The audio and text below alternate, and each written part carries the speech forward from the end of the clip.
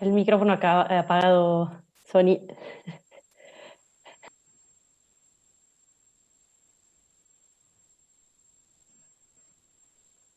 Buenas tardes, en nombre de todo el equipo del Centro Mariápolis de Altagracia, bienvenidos a todos.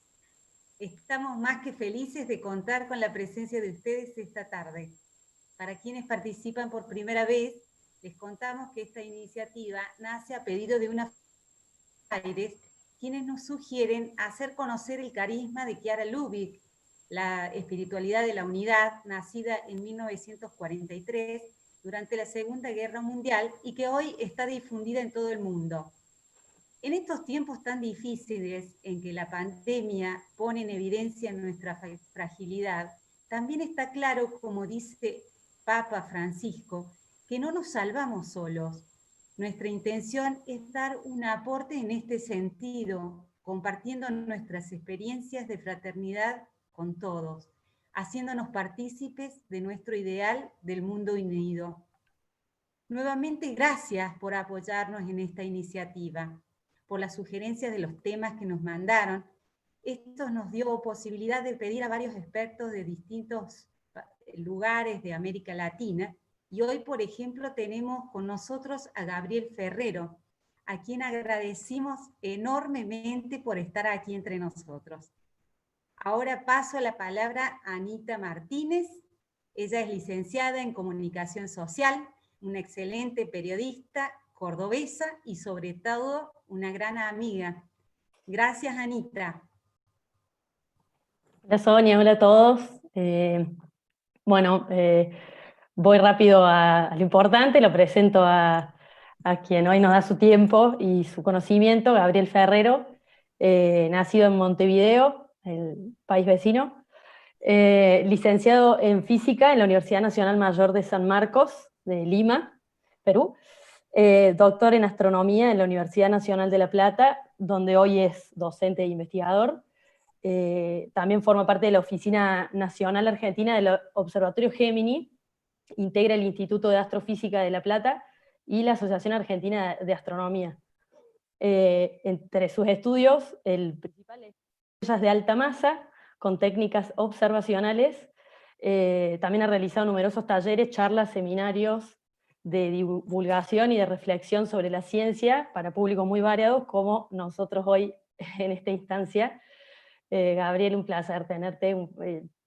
Tuve la posibilidad de escuchar alguna otra charla y es un regalo poder contar con tu presencia y bueno, nada, te paso la palabra.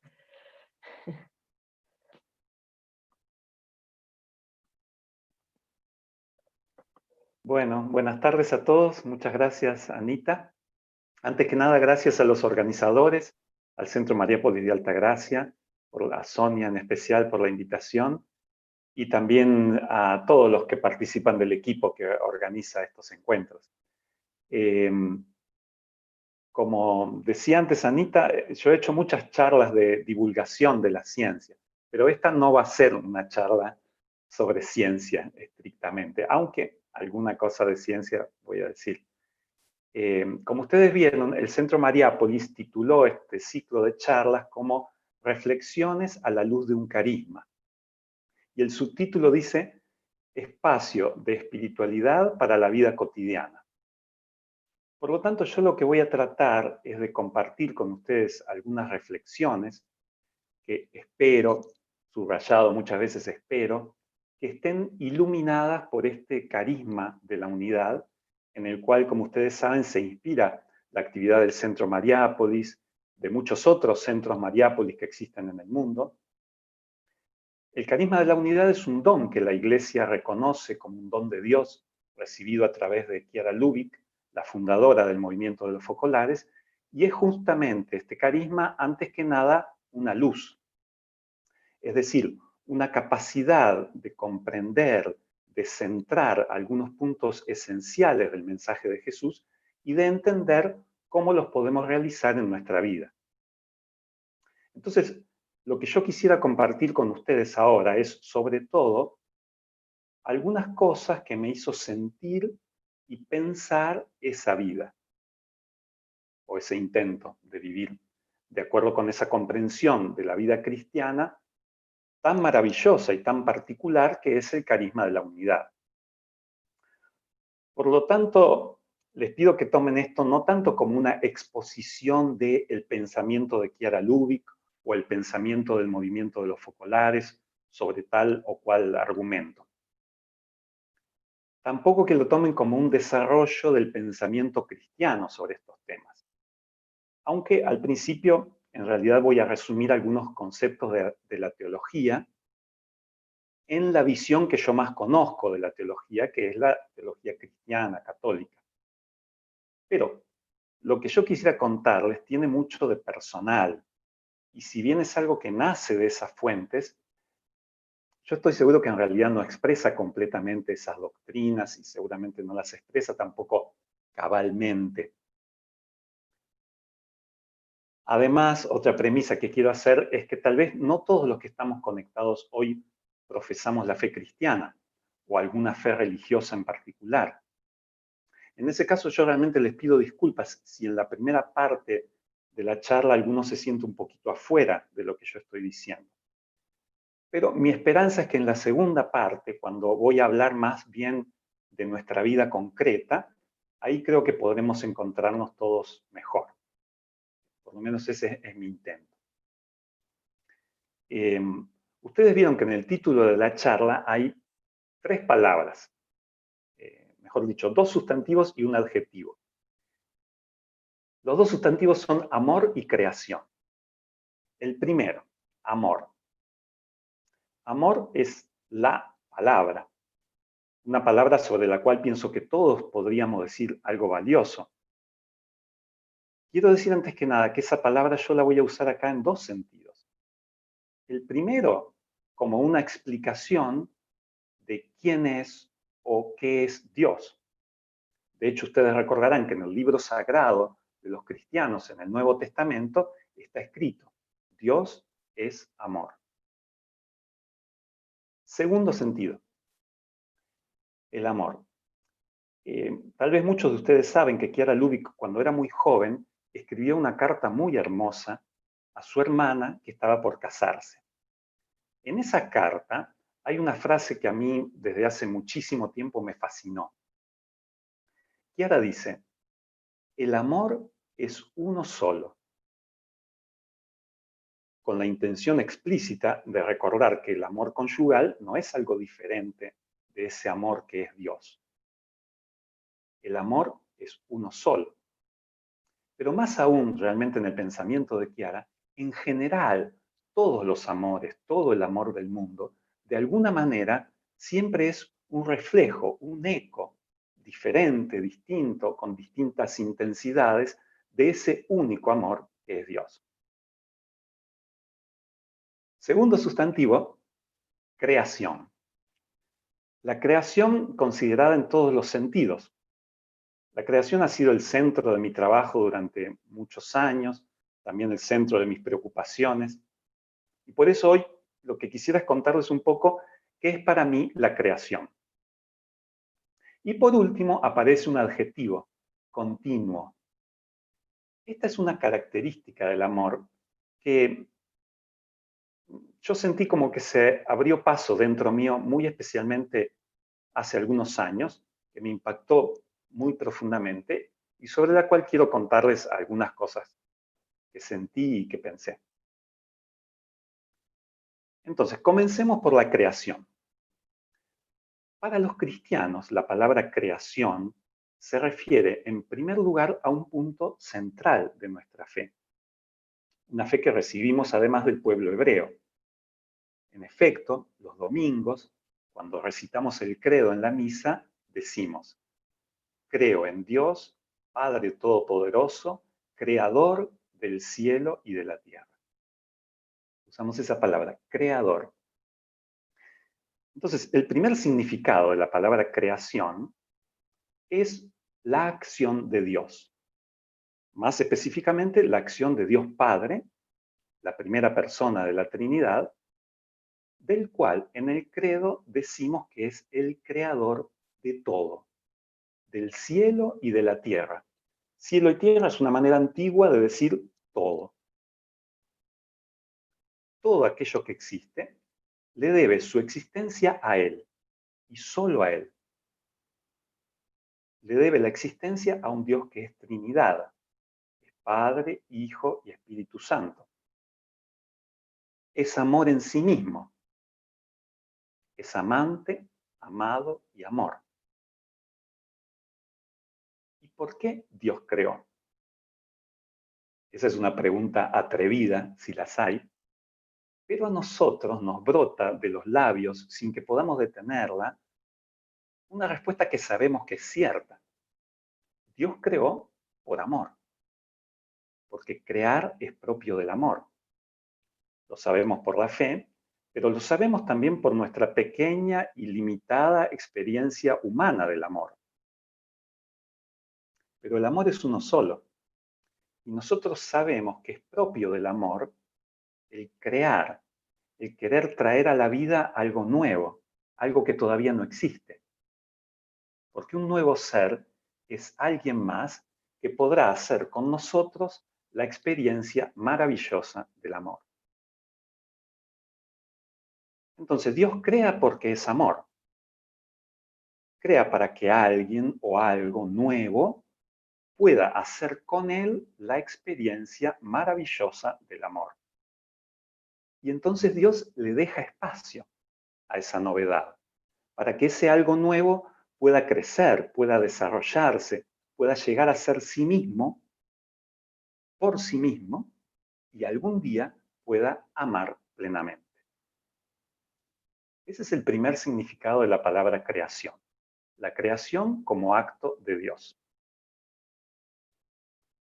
Hay un segundo. Cuando nosotros hablamos, por ejemplo, decimos la belleza de la creación. Estamos pensando la creación como todo lo que existe. La naturaleza, los mares, las estrellas, los bosques. Pensamos en la creación como eso que Dios creó, el resultado de la acción de Dios. La creación es también eso. Es algo distinto de Dios, no es Dios, y tiene en sí la capacidad de desplegarse, de desarrollarse, de llegar a ser sí misma por sí misma, con autonomía. No es un títere que Dios maneja, no es un robot que está programado por Dios y va a seguir adelante para siempre. Tiene una autonomía, que obviamente es una autonomía relativa, en el sentido que es una autonomía recibida, debida a otro, no a sí misma. Algunos padres de la iglesia, para explicar esto, usaban esta imagen. Decían que Dios crea retirándose. Así como el mar se retira cuando baja la marea y emerge, aparece la costa, así, decían, Dios crea retirándose, dando espacio, permitiendo que el otro sea y que sea realmente. Por lo tanto, le da a la creación la capacidad de ser ella misma la causa de su desarrollo y luego respeta esa autonomía. También sabemos que es propio del amor que siempre respeta y espera que el otro llegue a ser pleno por sí mismo, porque solamente quien es libre puede amar con plenitud. Por eso la naturaleza tiene sus propias leyes. A nivel físico, químico, biológico, la naturaleza funciona de cierta manera, de cierto modo. Y ese funcionamiento propio suyo es el que la llevó a desarrollarse, a evolucionar desde sus inicios hace 13.000 millones de años, más aún, cuando era todo apenas un pequeñísimo punto de altísima energía, desde ahí hasta esta enorme, grandiosa diversidad, riqueza que observamos. La creación pudo evolucionar por sí misma, porque Dios le había dado esa capacidad. Entonces, este es el segundo significado de la palabra creación. Es el resultado de la acción creadora de Dios. Pero hay un tercer significado, que en cierto sentido está contenido en los anteriores, pero que conviene hacerlo explícito y que se ha convertido en el punto de vista principal en nuestro tiempo. Muchas veces pensamos la creación solamente como una acción de Dios, que ocurrió hace muchísimo tiempo, o como el resultado de la acción de Dios. Un resultado que después sigue su curso a su manera, hasta cierto punto independiente. Pero la creación es también una relación de amor entre Dios y lo creado. Una relación que continúa en el presente, en cada instante. Esa relación es continua. Dios mantiene continuamente a la realidad en la existencia. Ese aparecer de la realidad, debido pura y exclusivamente al amor de Dios, es continuo. Sucede en cada instante. Dios ama a la creación haciéndola ser.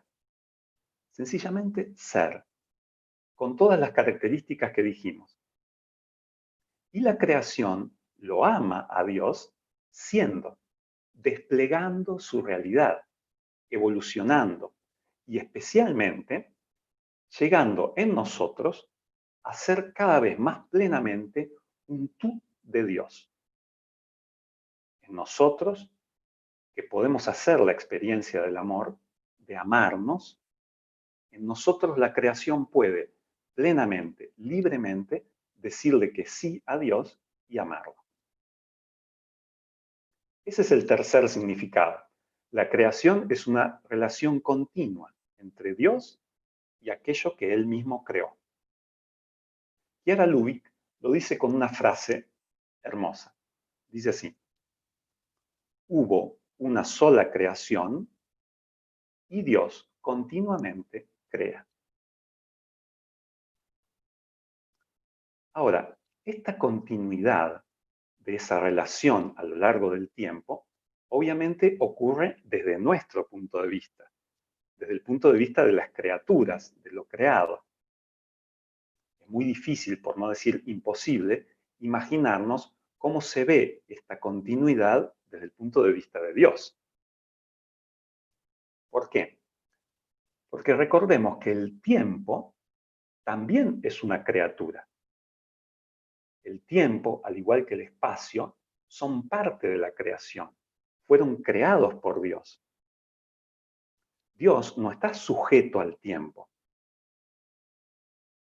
Podemos hacer una pequeña analogía que nos ayude a penetrar un poco esta idea. Ustedes saben que en la física contemporánea, el tiempo no es algo absoluto, que existe imperturbable más allá de todo. El tiempo es relativo a la materia. Análogamente, desde el punto de vista de la teología, decimos que el tiempo es algo relativo también, en cuanto a su existencia, relativo a Dios. Existe porque Dios lo creó y lo mantiene en la existencia, al igual que todo lo creado, amando. Eso es más o menos lo que queremos decir cuando decimos que Dios es eterno. Queremos decir que Dios es creador también del tiempo. Ahora, sobre esto de la continuidad en la creación, quería compartirles una idea que es mía. Quiero decir que no sé si está bien esto, pero bueno, se los comparto porque me parece que es linda, por lo menos. Sobre un aspecto de esta relación entre Dios y el cosmos. Muchas veces yo me he hecho esta pregunta. Yo veo bastante claro qué es lo que le da Dios al cosmos. Le da la existencia. Pero ¿y el cosmos? ¿Qué le da a Dios? Esa pregunta me surgió experimentando que las relaciones de amor más plenas son siempre las relaciones de amor recíproco, mutuo. Entonces, la relación entre Dios y la creación, para ser plena, requeriría que la creación también pueda amar a Dios dándole algo, o dándose a sí misma de alguna manera. Pensando en esto y leyendo muchas cosas distintas, la escritura, viendo una vez una representación artística de María, estudiando la mecánica cuántica, que es una cuestión de la física, también leyendo a Chiara Lubich, al final, en varios momentos, tuve esta impresión. En el cosmos realmente existen novedades. Suceden cosas que son auténticamente nuevas.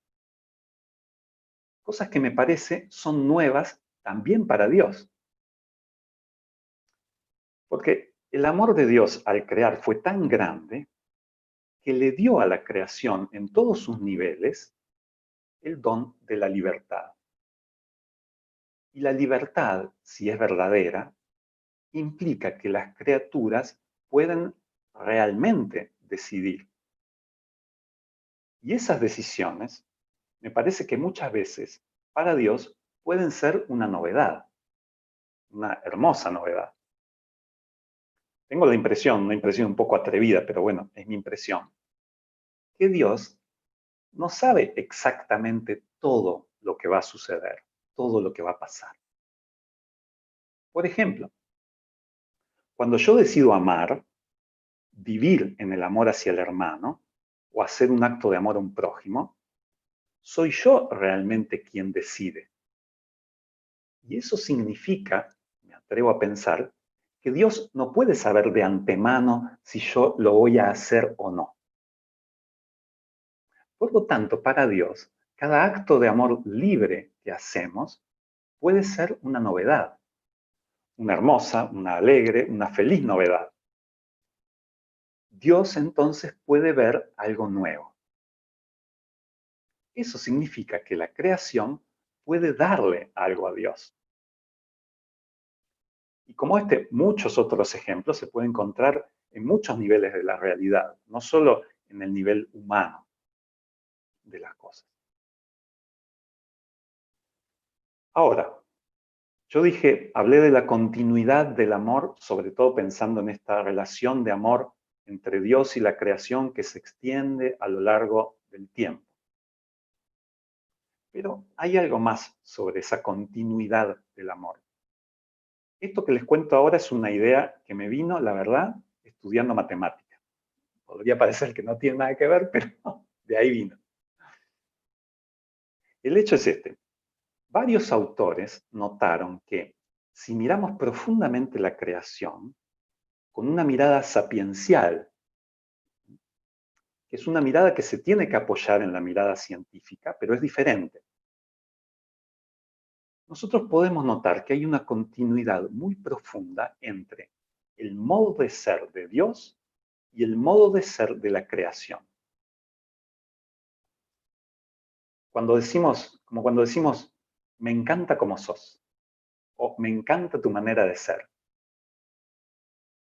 Esa manera de ser, ¿en qué se parece la manera de ser de Dios y la manera de ser del cosmos?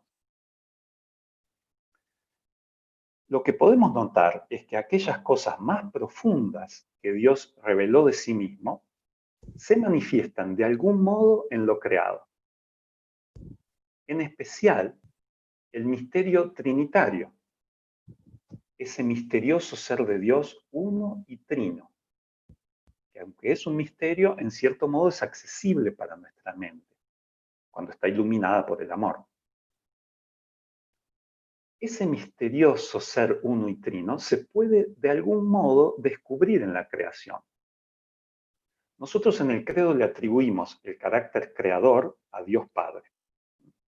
Pero toda la Trinidad está siempre presente en cada una de sus personas. Por lo tanto, cuando Dios Padre crea, toda la creación, toda la Trinidad crea en Dios Padre. Por lo tanto, a esa huella trinitaria presente en la creación, Santo Tomás la llamaba vestigium trinitatis en latín, que quiere decir vestigios, trazas, huellas, algo muy sutil, pero que tiene algo del modo de ser de la Trinidad. Una manera de verla, esta realidad, es pensar en los niveles más básicos, más fundamentales de la realidad material. Es decir, por ejemplo, en el nivel atómico y subatómico. Nosotros sabemos que los átomos están compuestos por protones, neutrones y electrones. Los protones son partículas que tienen carga positiva, los neutrones carga neutra, y protones y neutrones están en el núcleo del átomo. Los electrones, que tienen carga negativa, se mueven alrededor, forman como una especie de nube alrededor del núcleo del átomo. Ahora, un protón completamente solo, aislado, lejos de cualquier otra partícula, no tiene muchas propiedades. Es como decir que no puede hacer muchas cosas. Tiene solo dos propiedades. Tiene una cierta cantidad de materia, eso en física lo decimos diciendo tiene masa, es algo parecido a decir que tiene un peso, y tiene carga eléctrica positiva. Pero si no tiene nada alrededor, de la carga eléctrica ni nos enteramos de que existe. De la misma manera, un electrón aislado tiene solamente masa y carga eléctrica negativa. Pero sin otras partículas cerca, la carga eléctrica tampoco se manifiesta.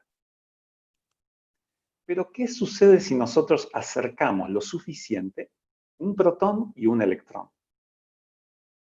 En primer lugar, sucede que una de estas propiedades fundamentales, la carga eléctrica, puede manifestarse.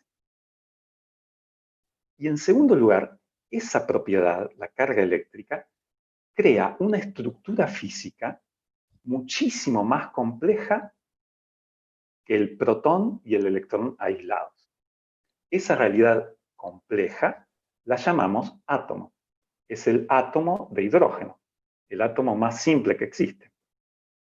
El hidrógeno, ustedes saben, es ese gas que cuando se combina con el oxígeno forma el agua, ¿no? La fórmula del agua es H2O, esa H significa hidrógeno. Bueno, esa estructura, el átomo, es mucho más rica que el protón y que el electrón en cuanto a sus posibilidades, las posibilidades que tiene de existencia y las relaciones que puede construir. En los átomos aparece una cosa que se llaman los niveles de energía, o también los estados cuánticos del átomo, que entre otras cosas, por ejemplo, determinan cómo va a ser la interacción del átomo con la luz. Si incide luz sobre el átomo, esa estructura nos dice cómo se va a comportar. Pero también el átomo de hidrógeno tiene la posibilidad de relacionarse, de vincularse, de unirse con otros átomos con mucha facilidad para formar moléculas, como el agua, justamente de la que hablamos, o como otras muchas. Por ejemplo, metano, etano, propano, son los gases que usamos para la calefacción o para cocinar.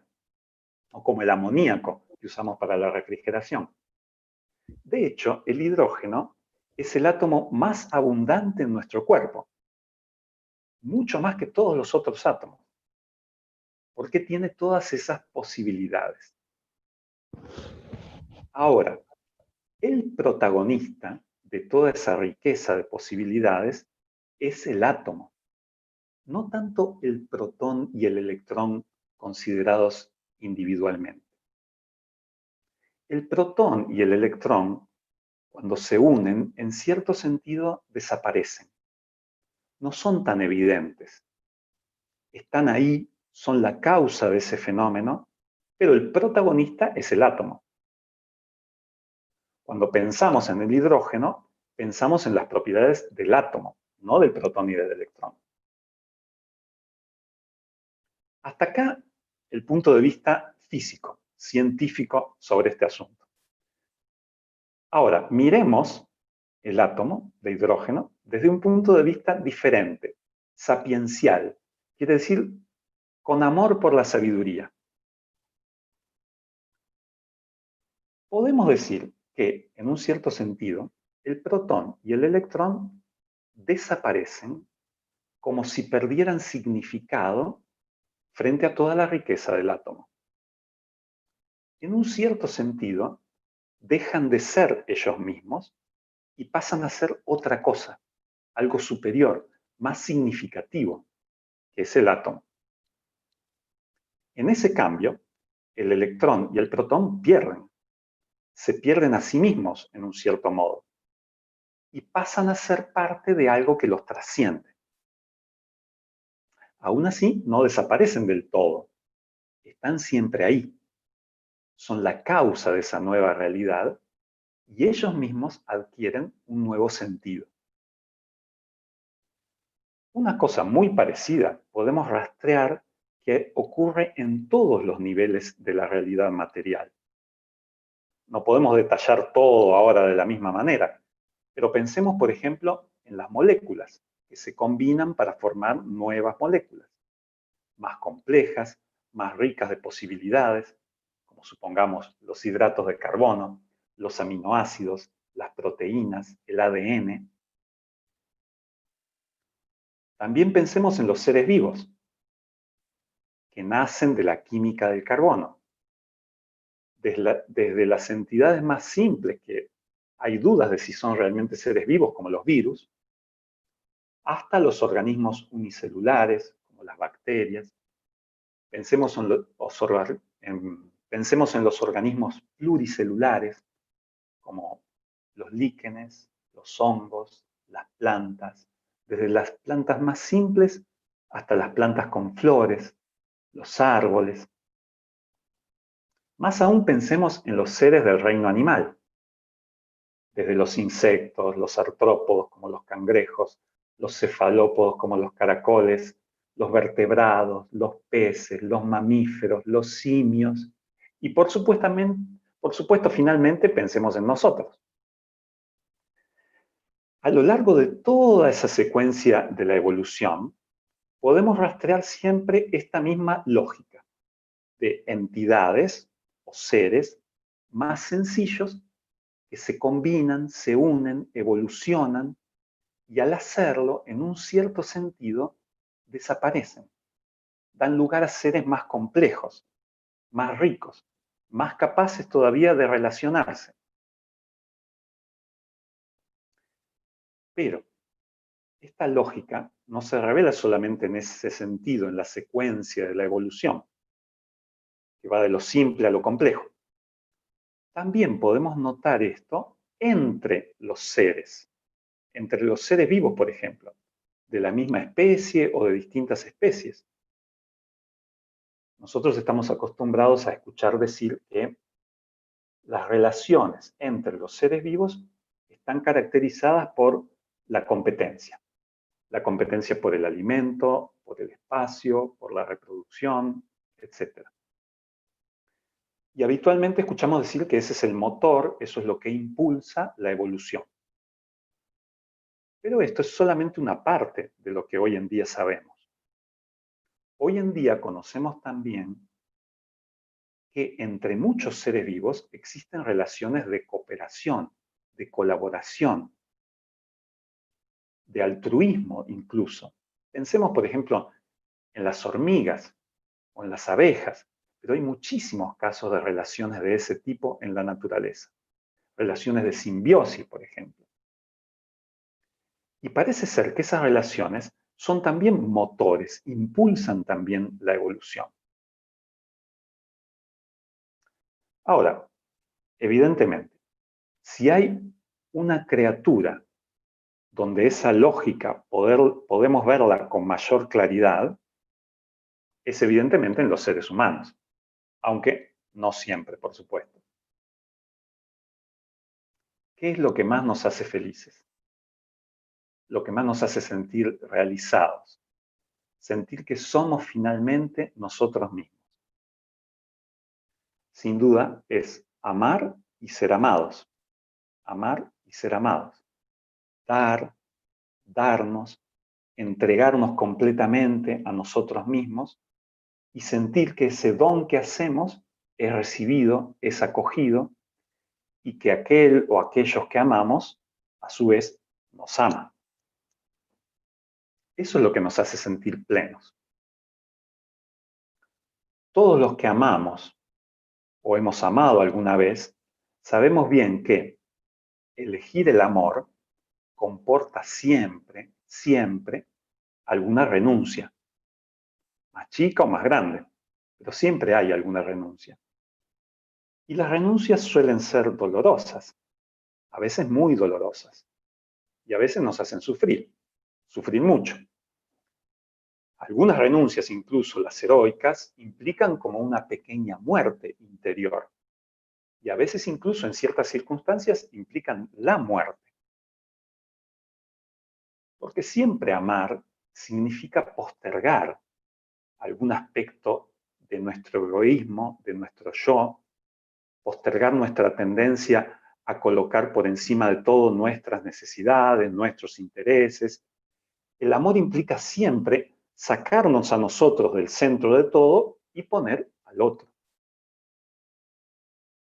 Pero cuando el amor es verdadero, y muy especialmente cuando el amor es recíproco, cuando es mutuo, cuando es dar y recibir, ese perdernos, ese postergarnos, no nos mata, no nos disminuye, no nos hace desaparecer. Al contrario, nos hace experimentar que somos más, que somos mejores, que somos más auténticamente nosotros mismos. Fíjense que, salvando la enorme distancia, la diferencia abismal, ahí abajo está siempre la misma lógica que vimos en los protones y en los electrones. La gran diferencia está en que nosotros podemos decidir vivir así. Podemos elegirlo. Los protones no pueden. Ahora hagamos un último cambio del punto de vista.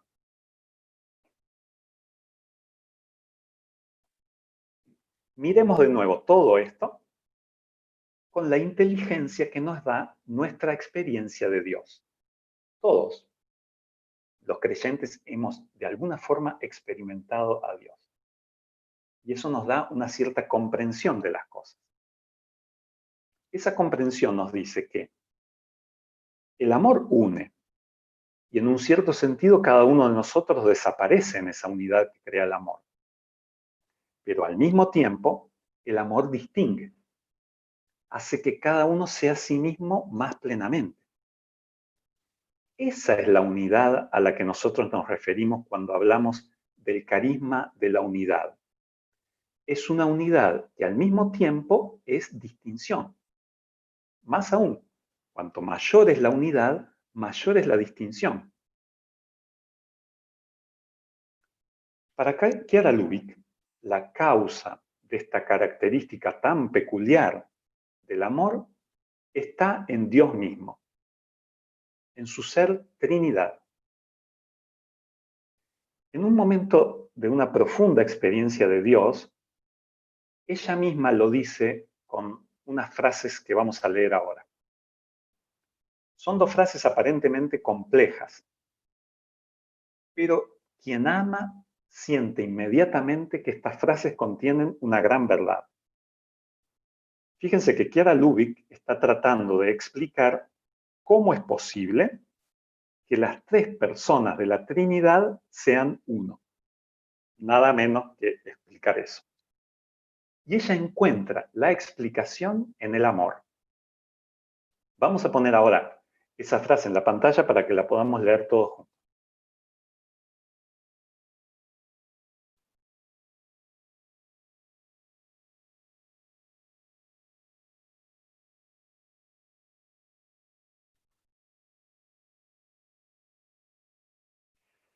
Dice Chiara: el amor es y no es al mismo tiempo. Pero también cuando no es porque es amor. De hecho, si me quito algo y doy, me privo no es. Por amor, tengo amor. Es.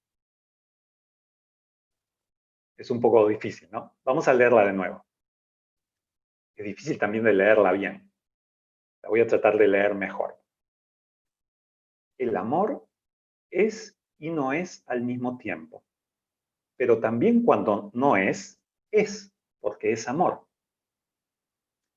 De hecho, si me quito algo y doy, me privo, no es, por amor, tengo amor, es. Releamos una última vez la última partecita de la frase. Si me quito algo y doy, me privo, no es, por amor, tengo amor, es. Ya podemos volver al video. Gracias. Lo que está diciendo Chiara, podríamos decirlo otra vez de otra manera, es que cuando nos quitamos algo y lo damos, o cuando nos damos a nosotros mismos, siempre nos privamos de algo. En ese sentido, no somos. Pero si ese darnos lo hacemos por amor, tenemos algo, tenemos amor. Y eso nos hace ser. Realmente, eso es el amor, lo que nos hace ser. Esta lógica, esta ley, se podría decir, esta forma de ser y de vivir que Chiara descubre en la Trinidad, creo que podemos pensar que la reencontramos después en la creación, en lo creado, desde el nivel atómico hasta los seres vivos. La traza, la huella de esa manera de ser se puede vislumbrar en todo lo creado. Y también en nosotros, en los seres humanos y en nuestras sociedades. Si nosotros decidimos hacer de esta lógica, de esta ley, nuestra forma de vida. En nosotros, unidos en el amor, el cosmos puede finalmente decirle sí a Dios y llegar a ser plenamente creación, relación continua de amor. Y eso es lo que quería compartirles. Muchas gracias, Gabriel. Bueno, creo que hace falta un rato como para darle por ahí el lugar a cada cosa de las que escuchamos y como para también, sí, si lo escuchamos también es de algún modo para después vivirlo de alguna manera o tratar de ponerlo en práctica.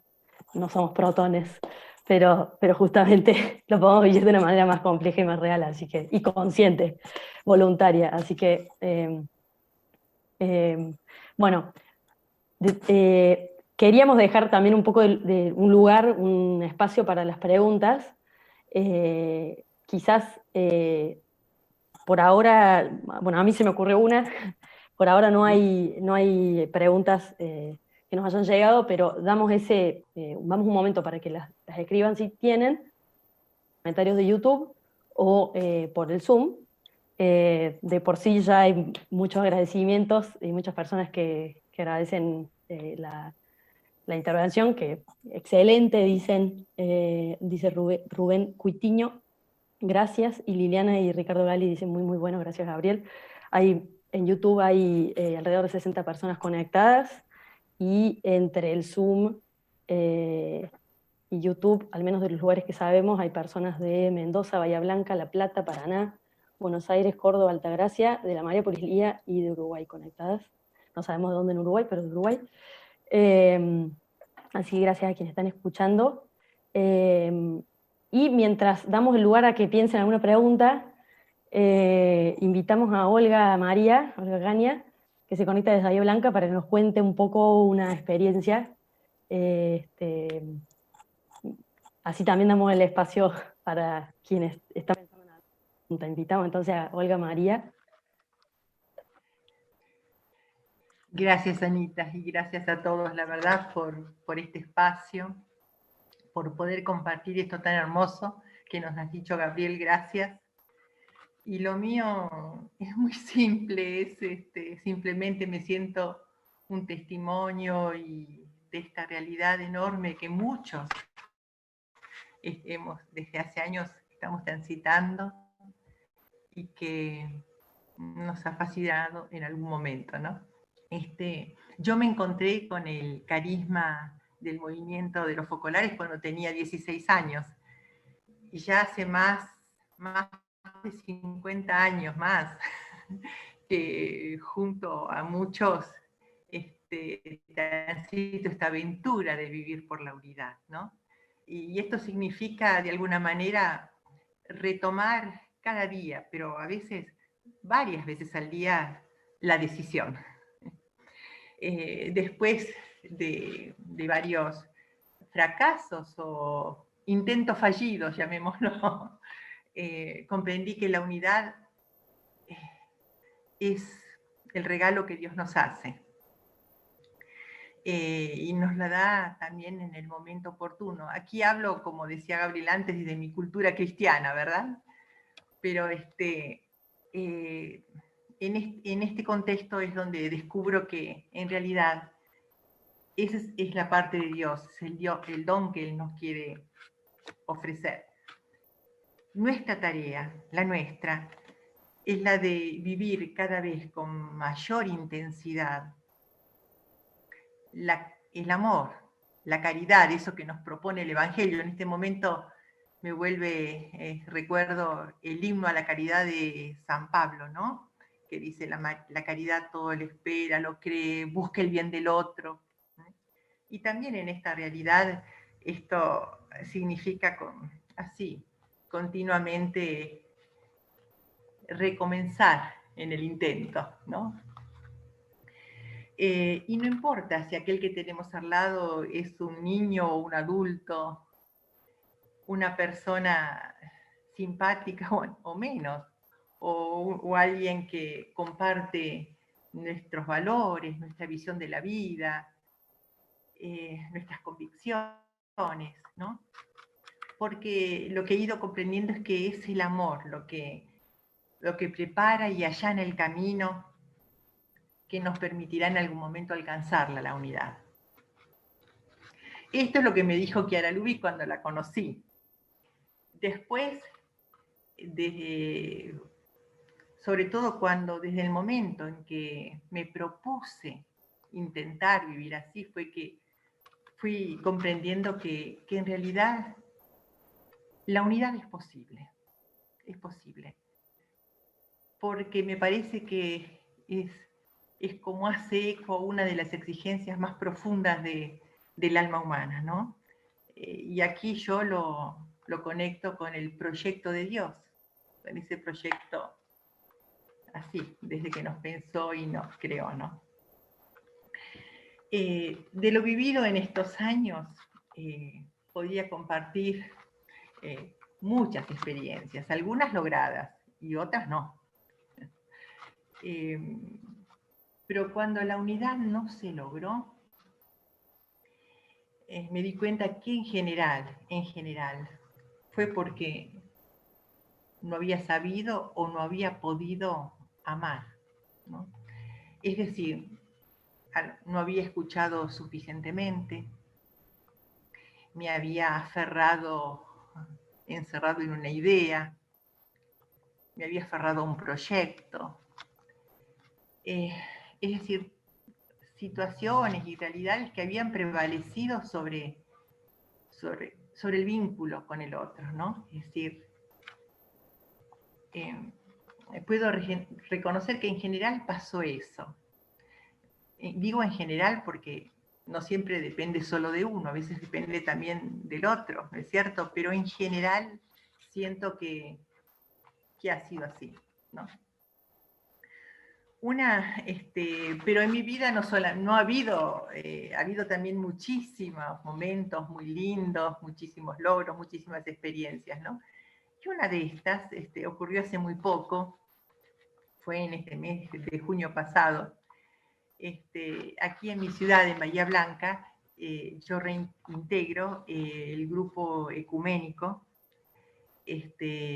Nos sentimos llamados a transmitir en nuestras comunidades el camino de unidad que cristianos de distintas iglesias y tradiciones iniciaron ya desde hace muchos años. En el grupo algunos representamos a la Iglesia Católica, otros a la Iglesia Evangélica Luterana, Evangélica Metodista, la Iglesia Evangélica del Río de la Plata, la Iglesia Bautista. En este presente son estos los que nos encontramos.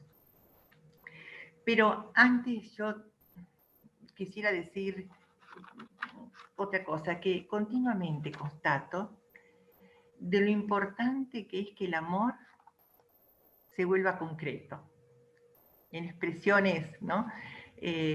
Porque si esta está en la base de las relaciones, prepara el camino a la unidad.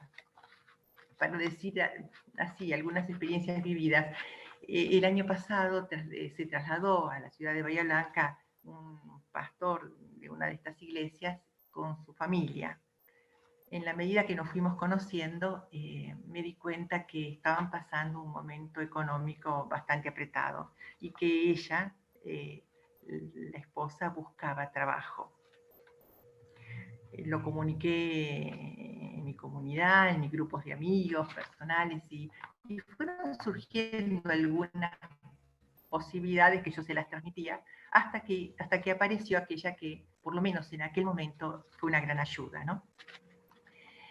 En otro momento supe de una iniciativa, de una jornada de oración que había sido generada por iglesias, por mujeres de distintas iglesias evangélicas, ya a fines del 1800, pero desconocía. Pero sabiendo de esto, que estos amigos estaban comprometidos, me interesé y me ofrecí también que si necesitaban antes. Y la verdad que me acogieron con muchísima alegría y vivimos un momento fraterno realmente significativo. En otra ocasión, también el año pasado, la esposa de uno de los pastores me invita a una jornada de formación en un barrio periférico de la ciudad. En ese momento realmente yo estaba con muchos compromisos, pero sentí que para ella era significativa mi presencia. Por lo tanto, fui y además está decir que fue también muy enriquecedora para mí, ¿no? Fue muy lindo. Otro día, estábamos finalizando una reunión y era de noche, llovía y hacía frío, y una de las señoras vivía en un barrio alejado del centro de la ciudad y tenía que tomar 2 medios de transporte. Entonces me ofrecí a llevarla. Ella, con una gran delicadeza, se negaba porque sabía que yo me tenía que alejar de mi objetivo, de mi destino, digamos, y también desconocía un poco la zona donde ella vivía. Pero insistí porque pensé, yo por un hermano lo haría, ¿no? Y cuando nos saludamos, sentí la gratitud de ella, ¿no? Por esto pequeño, si queremos, ¿no? Pero lo que sí me sorprendió cuando un tiempo después me encuentro con su esposo, que es pastor de otra iglesia, y me agradece profundamente por el gesto que había tenido con su esposa. Volviendo, estos son pequeñas, pequeñas, digamos, creo que todos en el grupo tendríamos miles de cosas para compartir de este tenor, ¿no es cierto? Pero bueno, pero volviendo a lo vivido en el mes de junio, estábamos preparando la Semana de Oración por la Unidad de los Cristianos, que la organiza el Consejo Mundial de Iglesias. Y todo iba muy bien, y estábamos revisando el día anterior todo el desarrollo de la ceremonia, y a una de las personas se le ocurre una propuesta, dice, ¿por qué cuando hacemos las peticiones a Dios Padre, por qué no agregamos Dios Padre y Madre? eso generó un poco de desconcierto en algunos de nosotros. Yo les digo la verdad, yo pensaba en algunas personas de mi comunidad parroquial y dije, les va a resultar raro. Y se creó un momento, no difícil, porque no, pero sí de un poco de desconcierto, de incertidumbre, ¿no? Pero ya estamos un poco entrenados a escucharnos y sobre todo a confiar en uno en el otro, ¿no? A confiar. Y entonces esto nos permitió como escucharnos y poder decir también los motivos profundos o el interrogante que había en algunos, la preocupación, ¿no? Y advertí que en modo especial uno de los pastores, que en su comunidad es normal expresarse así, intentó como ayudarnos a poner uno en la piel del otro, no sé cómo decir, para poder tomar una decisión juntos, ¿no? Y fue un momento muy hermoso. Esta celebración fue transmitida también por YouTube, por Facebook, por Zoom, ¿no? Y de hecho se conectaron personas no solo de la ciudad de Bahía Blanca, sino de varias partes del país, desde Bariloche, Tucumán, Buenos Aires, ¿no? Pero lo interesante es que en el momento así que se pudo compartir, muchas personas, varias personas, dijeron que lo que les había como conmovido es ver el vínculo fraterno que existía en el grupo. Bueno, gracias por esta posibilidad de compartir. Es un aspecto de este camino, ¿no? Es un aspecto, y tantos otros, de este camino, de esta aventura de la unidad que queremos vivir, construir y ofrecer. Gracias. Gracias. Muchas gracias, Olga María. Bueno, un poco, se puede encontrar mucha relación entre lo que contó Gabriel y lo que contaste vos en esto de esta como de crear algo que es novedad para el otro, porque nunca está dicho, nunca está dado por hecho lo que uno hace o lo que el otro hace por uno. Bueno, hay un montón de comentarios y de preguntas, no sé si vamos a llegar a responder todas, porque son varias y algunas son complejas, son todas complejas, pero en tanto se sumaron saludos de Añatuya, de Santiago del Estero, Santa Rosa de la Pampa, Chaco, San Peña, Montevideo, Paraguay, Corrientes, saludamos. Y, por ejemplo, un comentario que te lo leo, Gabriel, dice, este juego ¿Sí? trinitario de ser y no ser, de evolución de la creación, cabe preguntarse si esta creación en desarrollo permanente no abarca también lo que los seres humanos, unos para otros, deben seguir avanzando. O sea, es decir, deben progresar en el amor para la creación, para que la creación y Dios se asemejen cada vez más. Un comentario. Y entre las preguntas, bueno, Luz Peña pregunta, me parece interesante esta pregunta, si somos creados para vivir y ser co-creadores de este mundo, de esta realidad, ¿qué pasa cuando morimos? ¿Deja de existir esa creación o no? Dice, si pierde esa masa, esa posibilidad de amar, ¿qué pasa? Gracias, antes que nada, por los comentarios y por las preguntas. Yo creo que hay una canción de Jorge Drexler que dice una cosa que es muy cierta desde el punto de vista de la física y también yo creo que en muchos sentidos más profundos, ¿no? Que dice que nada se pierde, ¿no? Es una ley física, que todo se transforma.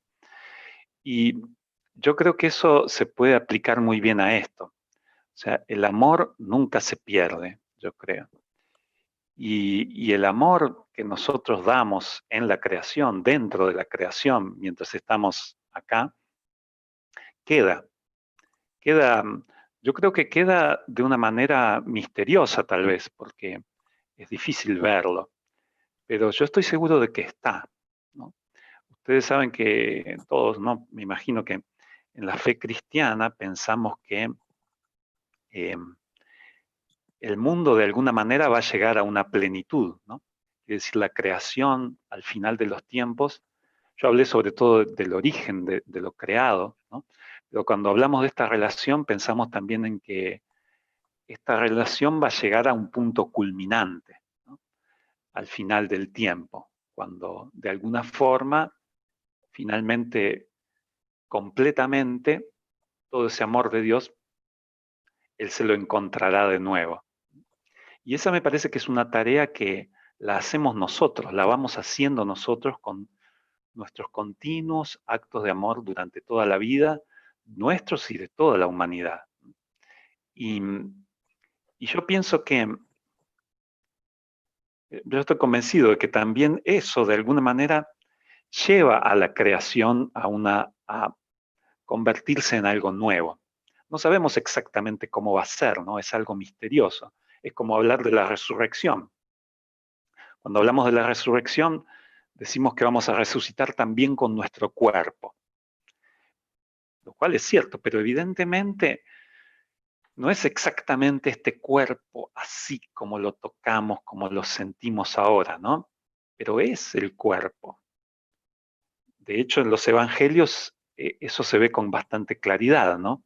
Cuando los discípulos se encuentran con Jesús resucitado, les cuesta, se les hace difícil darse cuenta que es Jesús, ¿no?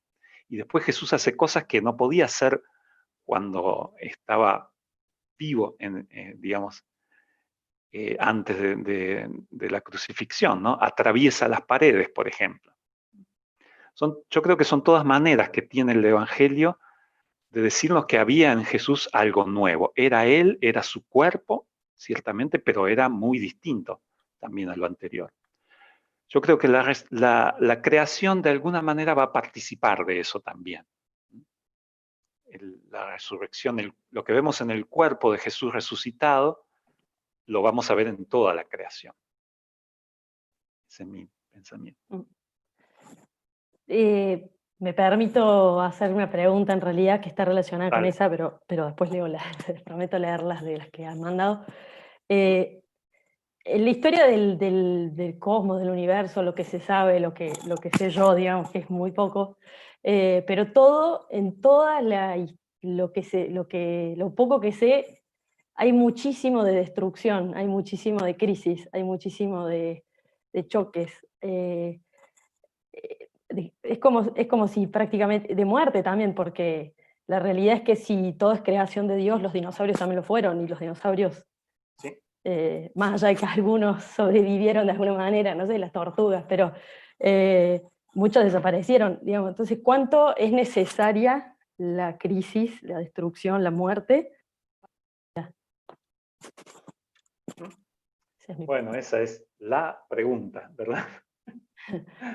Sería, me parece que largo buscar una respuesta completa, y yo personalmente no me parece que yo tenga una respuesta completa, acabada, ¿no?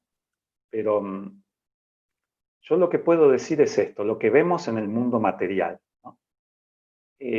Todas estas crisis, estos desastres a nivel físico, ¿no? Antes que nada a nivel físico, la destrucción existe también en las estrellas, en los planetas, o también en el nivel de la biología, como vos decías, por ejemplo, la desaparición de los dinosaurios.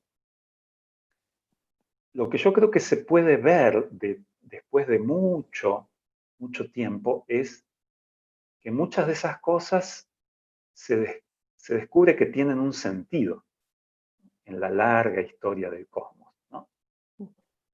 Un sentido que al final termina siendo positivo para el cosmos en su conjunto, ¿no? Eso por un lado. Por otro lado, también me parece que esto es como que no nos puede hacer pensar, digamos así, ¿no? Qué sé yo, como que Dios fuera indiferente a ese sufrimiento, porque evidentemente las criaturas sufren, ¿no? Al antílope que se lo come un león, no lo vemos sonreír. Bueno, no puede sonreír un antílope, pero no lo vemos que esté disfrutando eso. Le duele, sufre. Y a todas las criaturas les pasa eso. ¿Por qué? Para mí es un misterio. ¿Por qué tiene que ser así? ¿Por qué no podría ser de otra manera? Pero lo que yo creo que sí podemos decir desde la fe es que todo eso al final es bastante claro que se recapitula, se convierte en amor, de alguna manera. De hecho, es lo que nosotros vemos en Jesús. Jesús muere, lo matan, pero él también se pone en un camino que indefectiblemente lo lleva a la muerte, y esa muerte es una muerte de un gran sufrimiento, de una gran desolación, hasta el punto de que él se siente abandonado por su Padre, que es Dios. Lo más importante que tenía Jesús, lo pierde. Pero es un gran acto de amor al mismo tiempo. Él permite que lo maten, ¿no? Se pone en el camino de que lo maten y lo destruyan, pero al mismo tiempo sentimos que es un acto de amor. Y por lo tanto, en ese momento en que muere, al mismo tiempo nosotros vemos el máximo del amor. Tal vez las criaturas inanimadas no pueden hacer elecciones. Por lo tanto, la comparación no es exacta, pero de alguna manera yo creo que todo en la creación, todo lo que sufre participa de eso. O también, podríamos decirlo de otra manera, Dios elige Él mismo participar de todo eso. Porque Jesús es Dios hecho hombre y Él elige, ¿no? Decide sufrir en sí mismo toda esa realidad y la convierte en amor. Entonces eso me hace pensar a mí que al final todo eso también se convierte en amor. No sé bien cómo, es difícil comprenderlo, pero esa es la impresión que yo tengo. Bien, gracias. No sé, otro comentario de Carlos Alberto García. Dice, Gabriel, qué gusto escucharte, me ayuda a responderme a tantas preguntas que desafiaron mis creencias. Desorden, caos, se integran al orden y sentido de lo creado desde la perspectiva del amor de Dios. Y una pregunta de Agustín Maison. Hola Gabriel, una pregunta es sobre el aspecto de la evolución de lucha, sobrevivencia, etc. ¿Esto es compatible con el aspecto del amor? ¿Cómo sería esa posible relación? Bueno, es un poco en la línea de lo que decía antes, ¿no? Yo creo que hay que ver esas cosas en una dinámica, en una realidad mucho más grande, ¿no? Que es la realidad de toda la creación. Hay que recordar que la creación es limitada. Es como la contraparte de la libertad, ¿no? Para que pudiéramos ser nosotros mismos teníamos que ser libres. Pero la libertad implica la posibilidad de que las cosas salgan mal, que vayan mal. ¿Qué hubiera sido mejor? ¿Que hubiera hecho robots que solo pueden amar? ¿O seres que tienen que decidir? Pero evidentemente es mucho más hermoso, es un acto de amor más grande que podamos decidir. Pero el poder decidir implica esa posibilidad terrible, que es de que nosotros digamos que no, que nos dejemos llevar por el egoísmo y que arrastremos con nosotros a la creación. ¿Por qué? Otra parte de esto es que cuando nosotros no amamos, no nos amamos, eso no queda solamente en las relaciones entre nosotros. Eso siempre termina repercutiendo en la creación. De hecho, el problema ecológico, la contaminación ambiental, la destrucción del medio ambiente, en el fondo está unida a esto.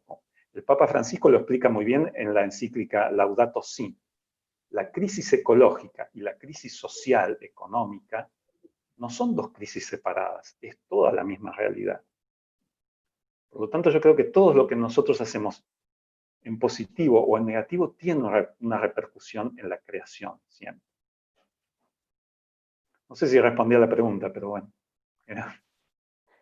No hay repregunta, así que...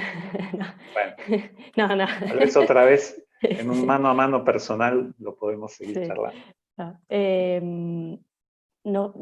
Leo un comentario que nos llega desde Lo Piano, que si no me equivoco son las 12 de la noche, así que 7, 8, 9, 10, 11, 12 de la noche, así que saludos a Cristina Montoya, que dice desde Lo Piano un saludo especial, gracias, súper enriquecedor y desafiante.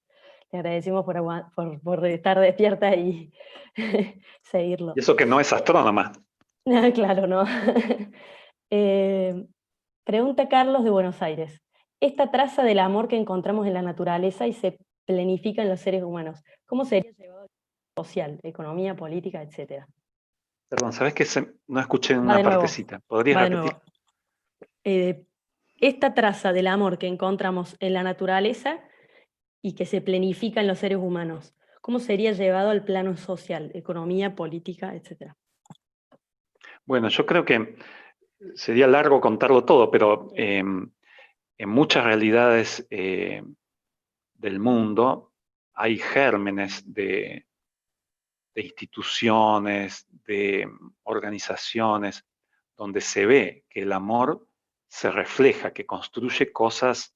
Por ejemplo, pensemos en todas las organizaciones solidarias, en todas las organizaciones que se dedican a la promoción de los derechos humanos, a la educación, al desarrollo sostenible. Yo creo que son todas expresiones de esa misma realidad, porque ese impulso al amor no es que está solamente en los cristianos, ¿no? Todos los seres humanos lo tenemos. Entonces, todo lo que se hace en ese sentido se ve que construye. En el movimiento de los focolares hay también algunas cuestiones particulares que tienen que ver con esto, que son como realizaciones en ese sentido. Pienso, por ejemplo, en la economía de comunión, en el movimiento político por la unidad. Sería largo explicarlo, pero si ustedes buscan en Internet estas cosas, economía de comunión, movimiento político por la unidad, ahí pueden encontrar que hay un intento, un gran intento, de convertir estas cosas también en estructuras sociales nuevas. Bien. Hay varios comentarios. Gracias a Maruja César, Cristina y José Luis, Manuel y Tere, Santiago Parabano, Olga Irma, Pastorino Kun y Bea Sopi por los comentarios. Una pregunta que nos llega, otra, es de Mario Stavro. No sé si es una pregunta que la verdad que es difícil por ahí quizás para una persona contestarla, pero te tiro el desafío. Dice, siempre tuve esta pregunta, ¿por qué se lo personaliza siempre a Dios? Dios Padre, nuestro Padre, si Dios no es una persona, en tu opinión, en tu saber. De Mario Stavro, no Bueno, sé si dije. Sí, gracias, Mario. Antes que nada, una premisa es que nunca vamos a poder reducir Dios a una categoría humana, es decir, a un concepto nuestro, a un pensamiento nuestro. Siempre va a ser más que cualquier cosa que podamos pensar sobre Él, porque nuestro pensamiento está muy ligado al lenguaje, por un lado. Los conceptos son cosas, en un cierto sentido, bastante rígidas, muy limitadas. Nunca vamos a poder reducir Dios a eso.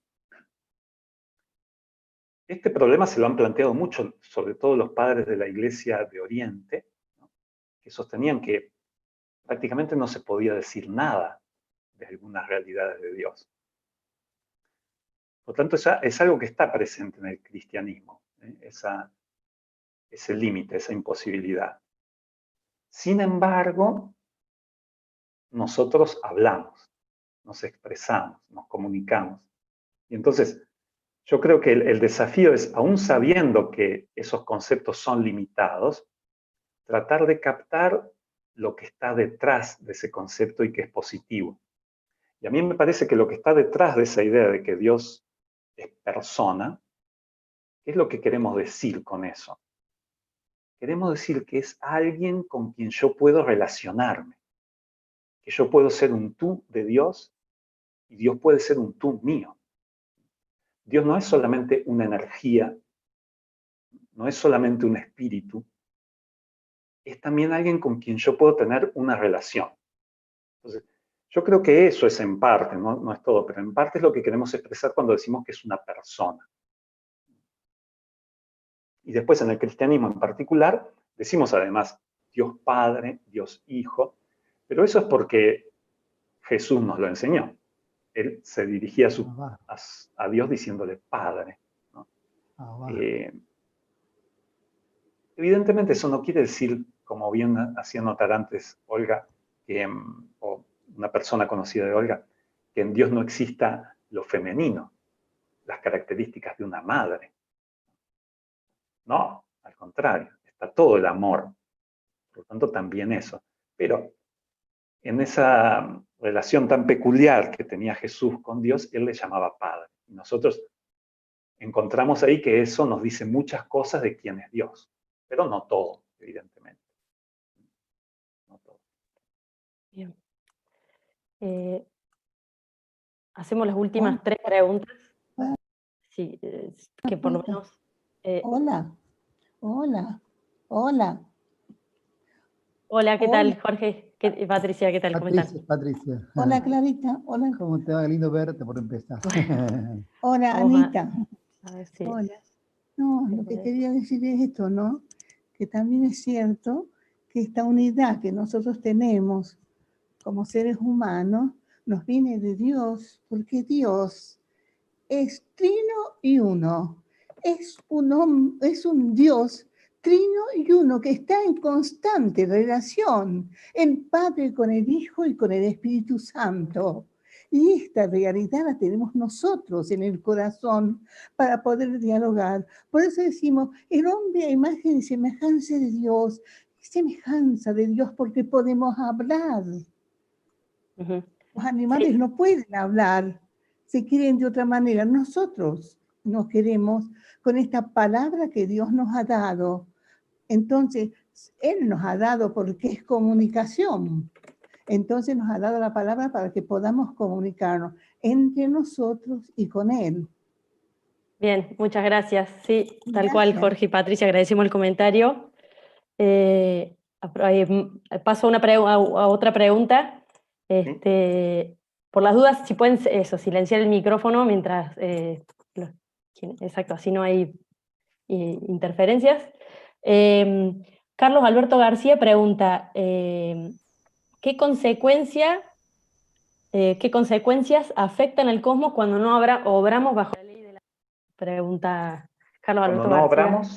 Cuando no obramos bajo la ley del amor, Es lo que decíamos antes, ¿no?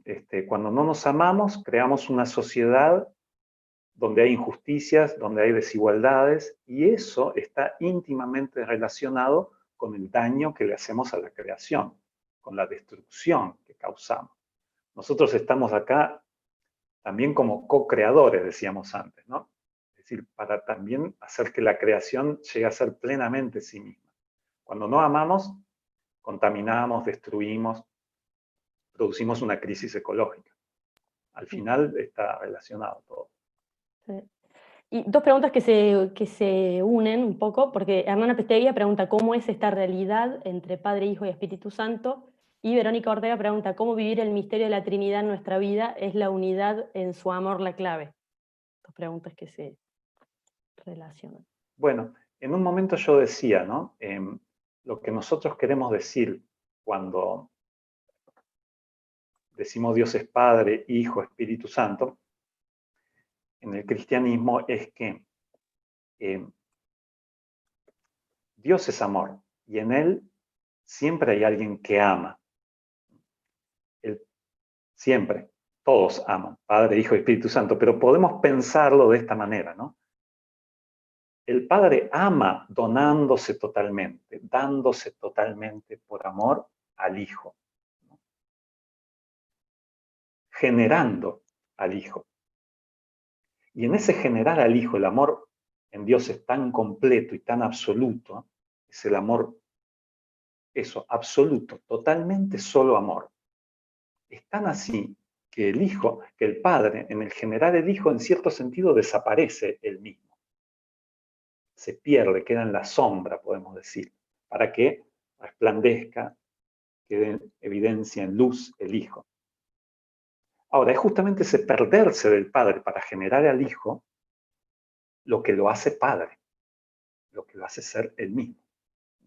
Así como cualquier padre es padre porque tiene un hijo. De la misma manera, el hijo, cuando ama al padre, recuerden esa frase de Jesús que dice que él está siempre haciendo lo que el padre quiere, ¿no?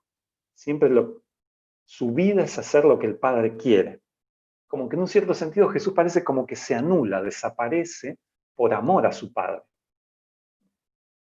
Pero justamente en ese anularse, en un cierto sentido, casi que desaparecer por amor, siendo amor, es que es el mismo, es hijo, es completamente él. Y el amor entre los dos, como decimos, ese amor absoluto, completo que los une, es tan intenso que es además una persona. O sea, lo que los une es el amor que se vuelve una realidad personal, el Espíritu Santo. Por tanto, el Espíritu Santo, lo que quiero decir es esto, hace ser al Padre y hace ser al Hijo porque los hace tener esa relación. Entonces, en ese momento en que también él, en un cierto sentido, desaparece en el amor, es sí mismo, es el amor. Entonces, en cada uno de los tres podemos ver esta misma realidad que decíamos antes, de amante, amor, perdón, amante, amado y amor. Siempre, se van intercambiando los tres, pero siempre es así. Y lo que decíamos antes es que la vida de la creación, toda, la nuestra también, refleja, tiene como la huella de eso, de la vida de la Trinidad. Esto viene a colación un comentario que hace Santiago Paravano, dice: hola Gabriel, qué buena tu charla, sobre todo la última parte.